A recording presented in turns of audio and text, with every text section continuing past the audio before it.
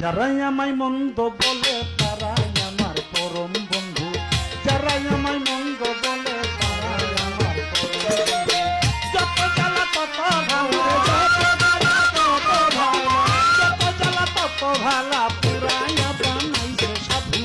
যারাই আমায় মন্দ বলে তারাই আমার পরম বন্ধু, যারাই আমায় মন্দ বলে তারাই আমার পরম বন্ধু।